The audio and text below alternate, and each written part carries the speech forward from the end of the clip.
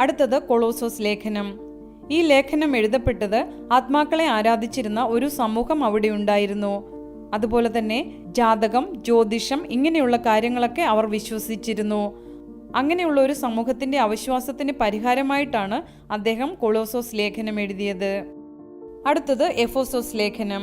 മാമോദീസ സ്വീകരിച്ച ഒരു വിശ്വാസിയുടെ ശക്തി എന്താണ്, അത് പ്രതിപാദിക്കുന്നതാണ് എഫോസോസ് ലേഖനം. ഇനി ഫിലിപ്പി ലേഖനം. ഫിലിപ്പി ലേഖനം എഴുതപ്പെട്ടത് റോമായിലെ ജയിലിൽ കിടക്കുമ്പോഴാണ്. അദ്ദേഹം 2 വർഷത്തോളം വിചാരണ കാത്ത വീട്ടുതടങ്കലിലായിരുന്നു. ഈ ലേഖനം എഴുതിയതിന് 2 കാരണങ്ങളുണ്ട്. ഒന്നാമത്തെ കാരണം, ജയിലിൽ കിടക്കുന്ന അദ്ദേഹത്തിന് ഫിലിപ്പിയക്കാർ സാമ്പത്തിക സഹായം കൊടുത്തു. റോമൻ ജയിലിന്റെ നിയമം അനുസരിച്ച് ഒരാൾ വീട്ടുതടങ്കലിലോ കാരാഗ്രഹത്തിലോ ആണെങ്കിൽ അവരുടെ ചിലവ് അവർ തന്നെ വഹിക്കണമായിരുന്നു. അതുകൊണ്ട് അദ്ദേഹത്തിന് പണമില്ലാതിരുന്നപ്പോൾ ഫിലിപ്പിയിലെ സഭ അതറിഞ്ഞ് അദ്ദേഹത്തെ സഹായിച്ചു. അപ്പോൾ അവർക്ക് നന്ദി പറഞ്ഞുകൊണ്ട് അദ്ദേഹം എഴുതുകയാണ്. ഇതാണ് ഒന്നാമത്തേത്. ഈ സഹായം അവർ കൊടുത്തുവിട്ടത് ഫിലിപ്പിയക്കാരനായ എപ്പഫ്രോദിത്തസ് എന്ന ഒരു സുവിശേഷകന്റെ കയ്യിലാണ്.